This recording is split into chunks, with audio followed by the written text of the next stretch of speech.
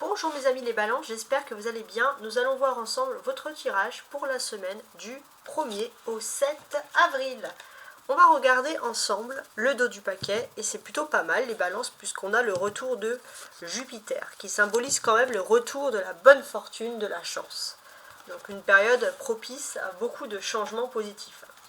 On va regarder, on va découvrir ces 12 cartes qui correspondent aux 12 maisons pour vous cette semaine, qu'on va compléter ici avec le petit Lenormand. Alors, la maison numéro 1, la maison de Lego, les balances, vous avez Mars. Alors, vous n'aurez pas beaucoup de patience. Vous voulez que tout aille vite cette semaine. On va compléter. Ouais, ok.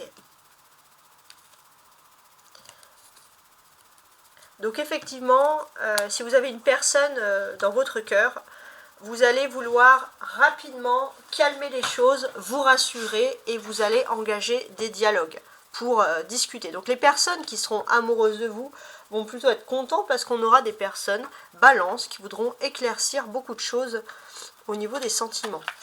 La maison 2, qui est la maison des finances.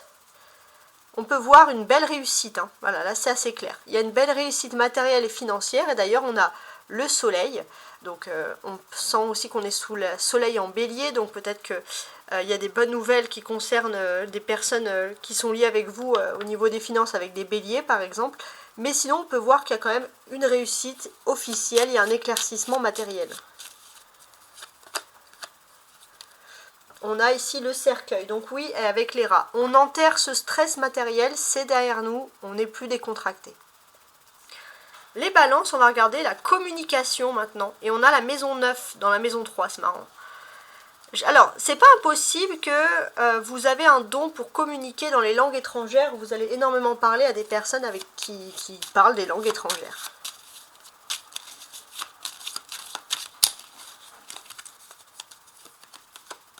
Alors, il y a la cigogne, et ici, il y a le lys. Donc, on sent, oui, que vous êtes à l'aise pour parler avec des personnes qui viennent, en fait, d'horizons complètement différents. Ça, c'est quelque chose qui ressort ici.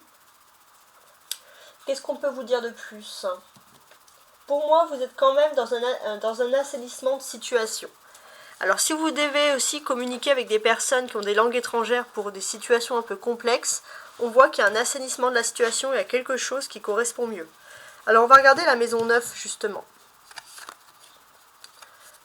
Nœud sud. Donc, la maison 9, c'est la maison de l'apprentissage, etc. Et ici, on peut constater qu'il y a le nœud sud. Donc, c'est-à-dire que vous savez ce que vous devez apprendre, vous savez quel parcours de chemin vous devez faire parce que vous savez d'où vous venez. Et c'est joli.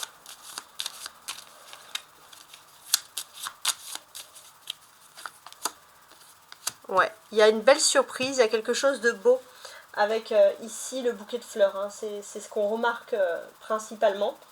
Donc il y a beaucoup de nouveautés, de choses qui sont comme ça positives. Et ce qui est pas mal finalement, c'est aussi peut-être que vous avez eu une période où vous étiez longtemps renfermé. Vous n'étiez pas propice à la nouveauté, aux découvertes. Parce que justement, vous n'avez pas compris quelque chose du passé. Là, vous avez fait la paix avec quelque chose du passé. Vous êtes prêt à aller dans l'avant, dans des nouvelles aventures. Et pour moi, je ne sais pas pourquoi, c'est vraiment lié aux langues étrangères. Bon, à voir. Alors, la maison 10, c'est la maison des réussites sociales. Et on a l'éclipse lunaire. L'éclipse lunaire, on l'a eu peut-être la semaine dernière. Quand vous allez regarder cette semaine, c'était ça la semaine dernière. Et on sent qu'il y a un changement dans vos rapports avec les autres, tout ça. Ouais, il y a un changement dans les rapports avec les autres. Et les oiseaux qui sont tombés ici parlent du dialogue. Alors,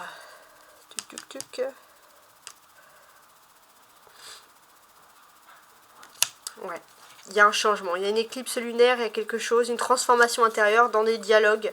Peut-être que vous allez pouvoir aussi dialoguer avec des personnes. Vous avez pu dialoguer avec des personnes que vous avez connues dans votre enfance. Et ça vous a permis aussi d'éclaircir certaines situations. Alors, La maison 11 qui est la maison de la sociabilité. L'étoile de la femme. Alors, peu importe hein, que ce soit amour ou pas, mais il y a quand même la présence d'une femme qui est importante. Il y a un dialogue avec une femme qui peut changer beaucoup de choses.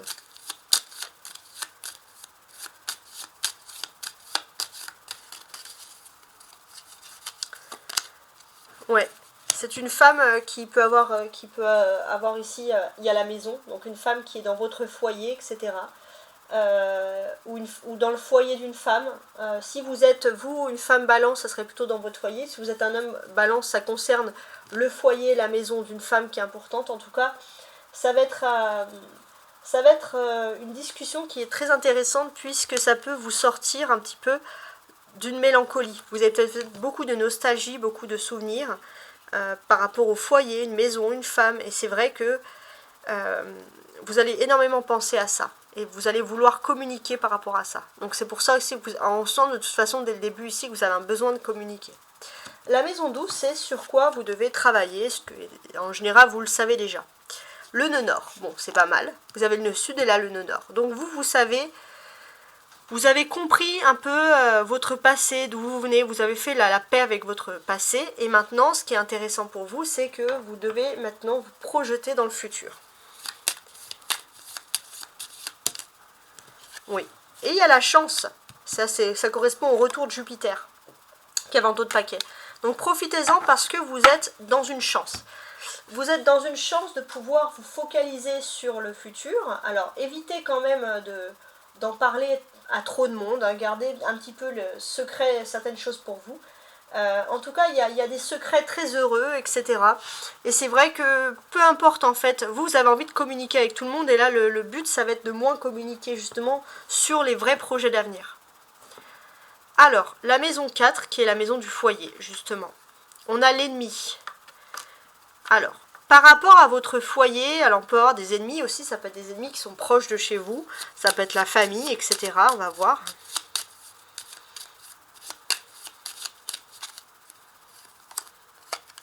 Non, c'est plutôt le jardin public. Et derrière, on a le bateau. Donc ça, c'est intéressant. Très intéressant. Alors, il est possible que... Alors, ça correspond un peu avec les langues étrangères à côté. Vous ayez beaucoup de personnes qui parlent d'autres langues. Dans vos familles, proches de chez vous, etc. Il y a un cercle amical aussi comme ça. Il y a une notion de s'ouvrir à tout le monde et ça va être bien parce que ça va vous projeter dans le futur, mais il y a certaines personnes aussi qui s'intéresseront un peu de trop près à votre vie privée et on vous dit de ne pas tout mélanger. C'est important. La maison 5 qui est la maison des sentiments. Et on a 6 qui est la maison 6, c'est marrant.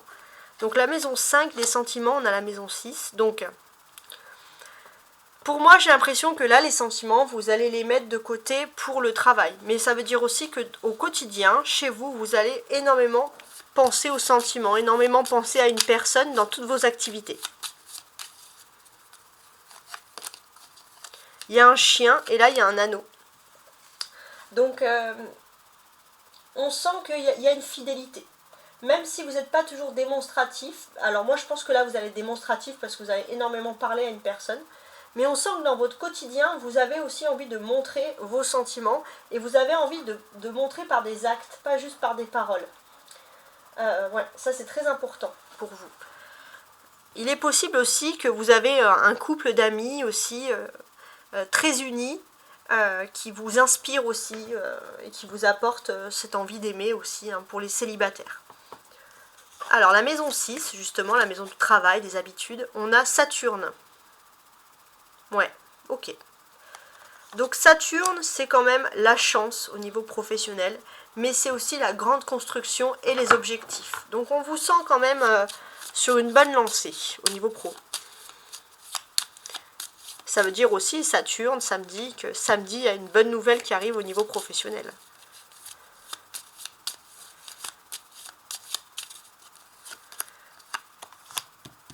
Ouais.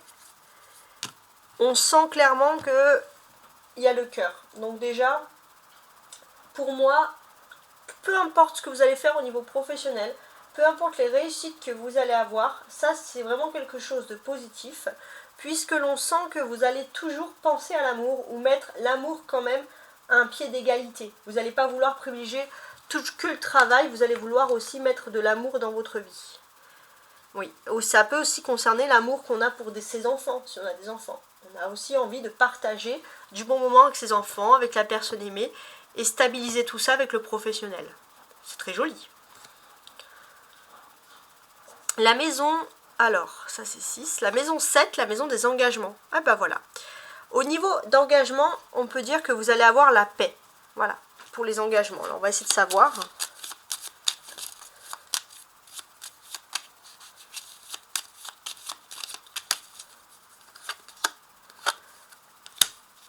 Ouais, il y a une très bonne nouvelle qui arrive. Qui va vous engager, qui va être la procédure d'un engagement, quelque chose, et ça va vous apporter de la paix dans votre vie, dans votre cœur. La maison 8, c'est la maison du karma et à la mort. Bah en fait, on laisse le passé derrière soi pour se concentrer vers l'avenir.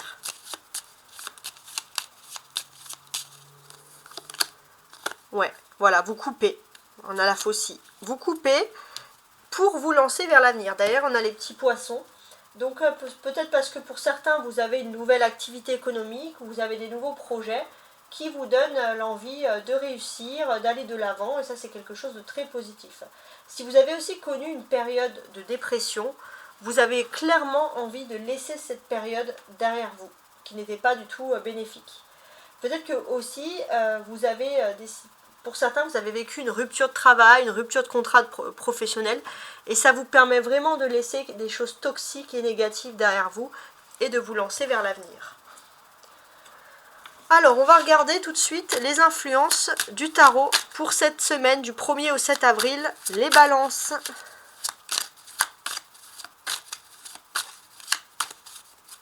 On va regarder, je vais placer les cartes maintenant. Quoique, est-ce que je fais une coupe? Je vais faire une coupe quand même. Les balances du 1er au 7 avril. Alors, on a les amoureux et le 4 de bâton.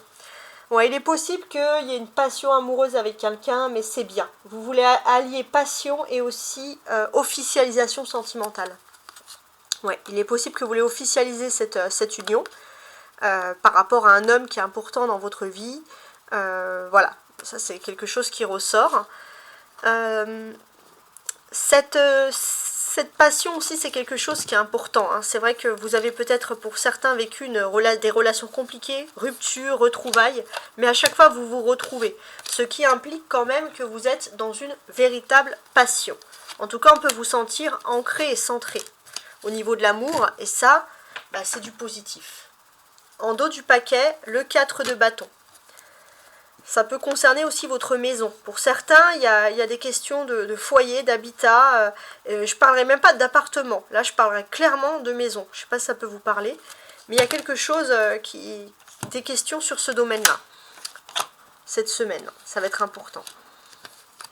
Alors, 3, 4, 5. On va lire les cartes tout de suite. J'ai l'as de bâton. Un 6 d'épée à l'envers. La tempérance, les amoureux qui ressortent, et la reine de denier. Ok, bon. Ok.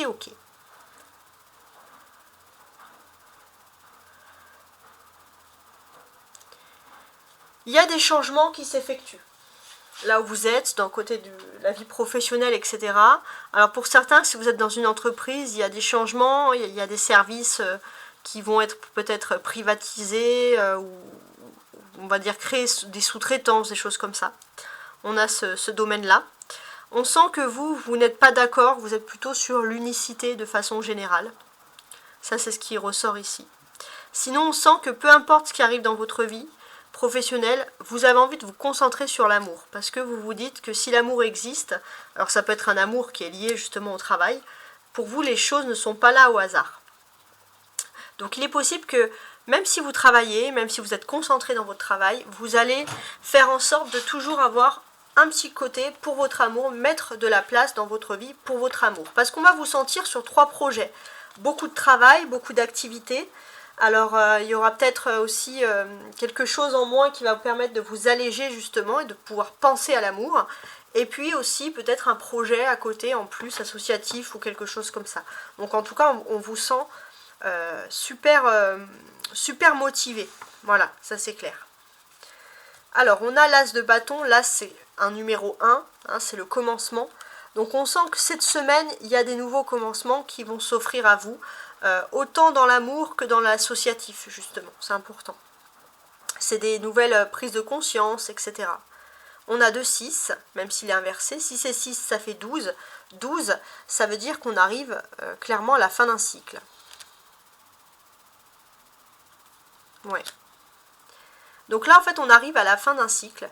Et ce que l'on peut sentir, clairement, c'est qu'il y a un couple qui doit s'unir. Mais il faut aussi peut-être que vous allez accepter d'aller. Il y a un ange gardien qui va vous guider pour aller. Il y avait un côté têtu pour aller aussi dans le sens de votre autre. Parce que votre autre, il y a du dynamisme, il y a de l'énergie de son côté. Peut-être même au niveau professionnel. Je ne sais pas si ça peut vous parler, mais vous êtes à la fin d'un cycle, en fait, vous arrêtez d'être ancré et têtu, et vous allez là où c'est plus bénéfique pour vous, il y a plus d'énergie. Je ne sais pas si ça peut vous parler, hein, mais c'est comme ça que je ressens les choses. On a 2 arcanes majeures, tempérance et amoureux.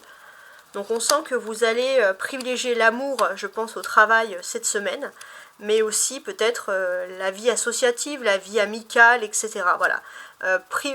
Privilégiez aussi des bons moments. Vous accordez des bons moments parce que pour vous, c'est quelque chose qui est important. Voilà, on ne peut pas rogner dessus. Il y a du renouveau. Alors,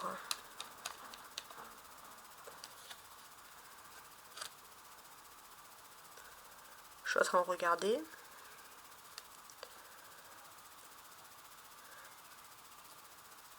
Il y a des visites qui s'effectuent ici. Peut-être, il y a beaucoup de déplacements en voiture, en véhicule, etc. Mais peut-être aussi que c'est un déplacement qui doit être pensé, qui doit être fait, envisagé pour la personne de votre cœur. Alors il n'est pas impossible qu'il y ait aussi la visite d'une amie, d'une amitié, mais voilà, il y a quelque chose qui est en lien avec tout ça. On a des personnages, on a l'amoureux, et c'est pas l'impératrice, non, c'est la reine de denier. Donc, pour moi, vous avez beaucoup de sentiments.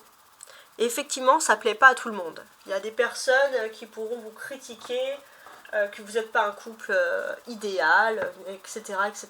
Mais c'est quelqu'un qui est très frustré, qui est très jaloux, qui n'a peut-être pas choisi sa vie sentimentale comme elle voudrait être. Donc voilà, ne pas écouter toujours les mauvaises langues. Le conseil, c'est que cette semaine, rassurez-vous, vous êtes guidé et protégé par votre ange gardien. Voilà, en tout cas, j'espère que vous avez apprécié mon tirage. Si c'est la première fois, mes amis Balance, que vous venez, n'hésitez pas à liker, à vous abonner. Vous pouvez même vous abonner en mettant Balance pour pouvoir mieux trier comme ça les messages que vous recevrez les semaines, mais aussi également mensuels. Et voici. Donc je vous souhaite une très belle semaine. Au revoir.